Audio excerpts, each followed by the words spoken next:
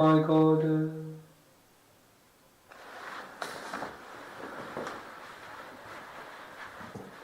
Our third reading is taken from Prayer, the Breath of New Life by Pope Francis.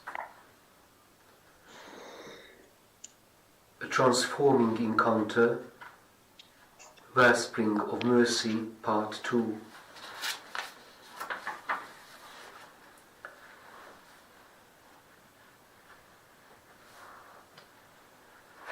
From the parable of the widow, Jesus draws two conclusions.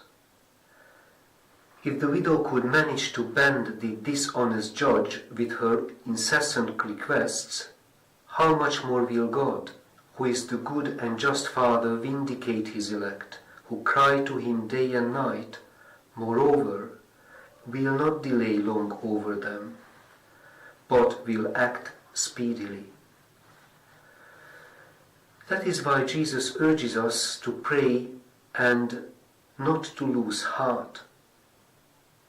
We all go through times of tiredness and discouragement, especially when our prayers seem ineffective. But Jesus assures us, unlike the dishonest judge, God promptly answers his children, even though this doesn't mean he will necessarily do it when and how we would like. Prayer does not work like a magic wand. It helps us keep faith in God and to entrust ourselves to him even when we do not understand his will. In this, Jesus himself, who prayed constantly, is our model. The letter to the Hebrews reminds us, in the days of his flesh, Jesus offered up prayers and supplications with loud cries and tears to him, God, who was able to save him from death, and he was heard for his godly fear. At first glance, this statement seems far-fetched because Jesus dies on the cross. Yet the letter to the Hebrews makes no mistake. God has indeed saved Jesus from death by giving him complete victory over it. But the path to that victory is through death itself. The supplication that God has answered referred to Jesus' prayer in Gethsemane. Assailed by looming anguish, Jesus prays to the Father to deliver him of this bitter cup of his passion. But the prayer is pervaded by trust in the Father, and he entrusts himself entirely to his will.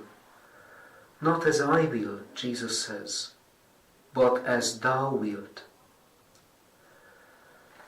The object of prayer is of secondary importance. What matters above all is his relationship with the Father. This is what prayer does. It transforms the desire and models it according to the will of God, whatever that may be, because the one who prays aspires first of all to union with God, who is merciful love. The parable ends with a question. When the Son of Man comes, will he find faith on earth? And with this question we are warned. We must not cease to pray, even if left unanswered. It is prayer that conserves the faith. Without it, faith falters.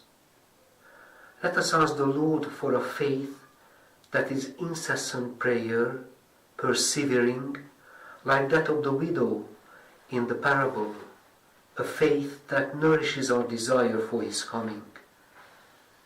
And in prayer, let us experience that compassion of God, who, like a father, comes to encounter his children, full of merciful love.